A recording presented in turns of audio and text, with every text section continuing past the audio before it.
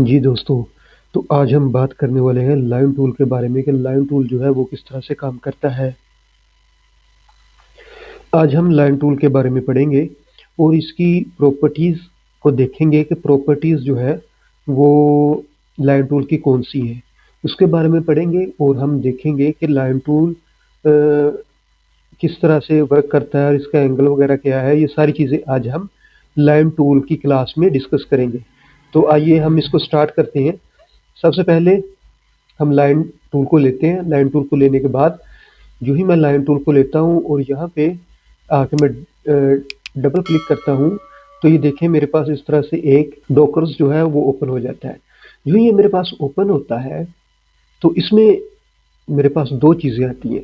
पहली चीज़ जो है वो ये है कि इसकी मेजरमेंट क्या है, दूसरी चीज़ जो है वो इसका एंगल क्या है। ये दो चीज़ें हमसे वो पूछता है कि एक तो इसकी लेंथ कितनी बड़ी है, यानी कि आप कितनी बड़ी लाइन जो है वो लगाना चाहते हैं। दूसरी चीज़ ये किस एंगल पे लगाना चाहते हैं। इसको इसके दो तीन तरीके हैं, जिधर को मर्जी लगा सकते हैं। दूसरी चीज़ ये है कि हम यहाँ से उसकी लेंथ को मेजर कर सकते हैं। आपने 2 इंच की लगानी, 3 इंच की लगानी, 5 इंच की लगानी है और इसका एंगल क्या रखना है। आपने एंगल जो है वो 45 पे रखना है, 90 पे रखना है या 25 पे रखना है। जिस एंगल पे भी रखना है या माइनस में आपने रखना है, जिस एंगल पे भी रखना है आप उसको रख सकते हैं। ये आपके पास जो है वो एंगल जो है वो शो भी हो रहा है। अगर आपने उसको मैनुअली घुमाना है तो आप घुमा भी सकते हैं इसको। मिसाल के तौर पर मैंने इसको इधर को रखना है तो ये मैं इधर को इसको रख सकता हूँ। ठीक है।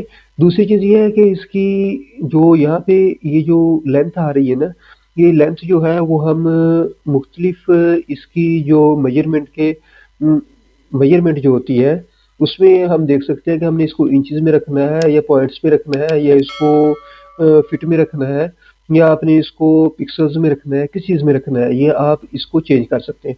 तो इसको कैसे चेंज करते हैं ये हम देखते हैं। यहाँ पे आपने इसको ओके करना है। ओके करने के बाद ये देखें, ये जो आपने साइज दिया था उसी एंगल पे और उसी मेजरमेंट के मुताबिक जो है वो लाइन लग चुकी है। ठीक है। लेकिन यहाँ पे आप देखें, यहाँ पे आपके पास एक बार शो होगी। अगर आप इसको कंट्रोल आर दबाएंगे यानी कि आपके रूलर्स जो है वो शो हो जाएंगी। मैं कंट्रोल आर इसको प्रेस करता हूँ। अगर तो ये आपके पास आ रही है तो ठीक है, अगर नहीं आ रही तो आप कंट्रोल आर दबाएं। कंट्रोल जो ही आर आप दबाएंगे तो यहाँ पे ये आपके पास रूलर्स जो है वो शो हो जाएंगी। जो ही रूलर्स शो होंगी आप इसके ऊपर राइट क्लिक करें। राइट क्लिक करने के बाद यहाँ पे देखें, ये आपके पास जितनी भी इसकी इकाइयाँ हैं मेजरमेंट की वो शो होना शुरू हो जाएंगी। तो आप इसमें ज़्यादातर जो हम ग्राफिक्स में यूज़ करते हैं वो इंचेस को यूज़ करते हैं, तो आप इसको इंचेस में ही लें। जो ही आप इसको इंचेस में लेंगे तो आपको एक उसका अंदाज़ा हो जाएगा कि ये लाइन कितनी लंबी है। वैसे अगर आप लेना चाहें तो आप इस तरह से किसी भी मोमेंट में या आप किसी भी तरफ जो है वो लाइन ले सकते हैं। लेकिन अगर आपने डबल क्लिक के साथ यहाँ पे आप क्लिक करते हैं तो आपके पास एक डॉकर खुलता है जिसमें आप ये देखें अब जो है वो इंचेस शो होना शुरू हो गए। अगर आप पिक्सल्स में वहाँ पे उसको सेट करेंगे पिक्सल्स में, तो यहाँ पे भी आपके पास जो है वो पैमाइश पिक्सल्स में ही शो होगी। इसके बाद आप इसको ओके कर सकते हैं। ठीक है। अगर आपने यानी कि उसको एक एग्जैक्ट साइज की लाइन खींचनी है तो फिर आप यहाँ पे साइज लगाएंगे। वैसे भी आपको जब आप मतलब के काम करते हैं तो आपको अंदाज़ा हो जाता है। और इधर भी हमारे पास जो है वो लाइन की लेंथ जो है वो शो हो रही होती है। अगर आप जब छोड़ते हैं तब भी आपके पास लाइन की जो लेंथ है वो शो हो रही होती है। इतनी कोई ये पेचीदा बात नहीं है, ये जस्ट एक कॉन्सेप्ट है। ठीक है। तो ये कोई पेचीदा काम नहीं है। तो यहाँ पे हम आगे चलते हैं। यहाँ पे ये देखें, इसकी कुछ प्रॉपर्टीज आ रही हैं कि इसकी ये कितनी पॉइंट्स में ये आपने इसकी मोटाई रखनी है। अगर मैं 6 करता हूँ देखें इसकी मोटाई थोड़ी और ज़्यादा हो जाएगी। अगर मैं 12 करता हूँ तो और ज़्यादा हो जाएगी। यहाँ पे मेरे पास कुछ इसकी प्रॉपर्टीज जो है वो शो हो रही हैं। अगर आपने इस तरह से इसको एक तरफ से बारीक करना है और दूसरी तरफ से मोटा रखना है तो आप इस तरह से इसको रख सकते हैं। ठीक है। इसके अलावा आपने सेंटर इसको सिलेक्ट करें और दोबारा आए। यहाँ पे आपने अगर आपने दरमियान से इसको मोटा रखना है और साइडों से इसको बारीक करना है तो आप इस तरह से कर सकते हैं। ठीक है। ये वाली चीज़ें यहाँ पे आपके पास कुछ ब्रशेज आ रहे हैं। अगर आपने ब्रशेज में काम करना है तो इस तरह से आप इसके ऊपर कोई ब्रश अप्लाई करना चाहते हैं तो आप इसके ऊपर ब्रश भी अप्लाई कर सकते हैं। ये देखें। ठीक है। तो मैं बेसिक पे दोबारा चला जाता हूँ और यहाँ से मैं इसकी थोड़ी सी थिकनेस ले लेता हूँ।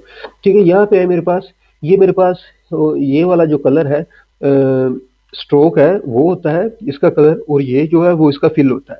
ठीक है? यहाँ पे मेरे पास स्ट्रोक और फिल आ रहा होता है, ये स्ट्रोक है और ये फिल है, ठीक है? यहाँ पे भी इसकी कुछ प्रॉपर्टीज़ आ रही है और यहाँ पे भी इसकी प्रॉपर्टीज़ शो हो रही है, यानी कि दोनों तरफ इसकी प्रॉपर्टीज़ जो है वो शो हो रही हैं, ठीक है? आप कहीं से भी ये चीज़ें अप्लाई कर सकते हैं, ठीक है? यहाँ पे मैं स्ट्रोक में आता हूँ, स्ट्रोक में आने के बाद यहाँ पे मैं कुछ डॉटेड लाइन्स लेता हूँ। ये देखें, ये लाइन्स जो है वो डॉटेड में आ चुकी है, ठीक है?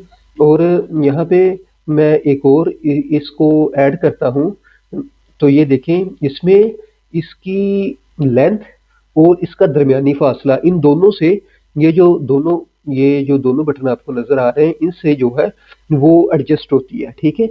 इसकी लेंथ और इसका दरमियानी फासला, ये इससे एडजस्ट होता है। और यहाँ पे ये कुछ एरोज भी उन्होंने दिए हुए हैं, अगर आप किस तरफ एरोज वगैरह लगाना चाहते हैं तो आप एरोज लगा सकते हैं। देखें, काफ़ी चीज़ें उन्होंने दी हुई हैं, ये हैंड वगैरह दिए हुए हैं और ये सीजर वगैरह दी हुई है।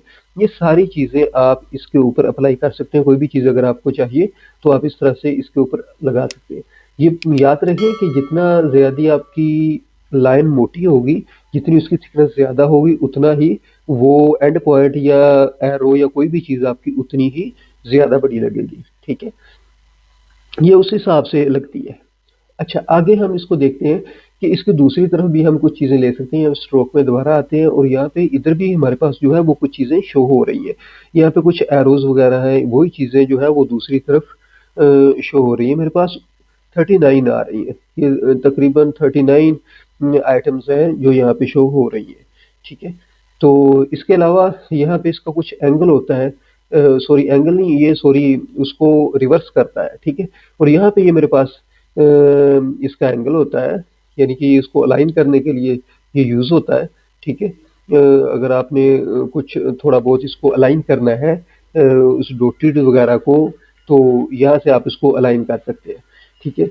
तो यहाँ पे ये फिर वही चीज़ें जो हमने पहले ये चीज़ें देख ली हैं, यही चीज़ें फिर से शो होना शुरू हो गई। और यहाँ पे ये पोर्शन मेरा बाकी है, ये हम अगली क्लास में देखेंगे कि ये जो पोर्शन है हमारा, यानी कि लाइन को यानी कि इसका कैप वगैरह, कॉर्नर वगैरह और अलाइन स्ट्रोक जो है, ये किस तरह से काम करता है, इस चीज़ को हम देखेंगे कि ये किस तरह से काम करता है, ठीक है? हम इसको इंग्लिश पे भी लगा के अप्लाई करके देखेंगे और उर्दू पे भी लगा के देखेंगे कि ये बेस्ट जो है वो किस तरह से काम करता है। अगली क्लासेस में मिलते हैं। अल्लाह हाफिज़।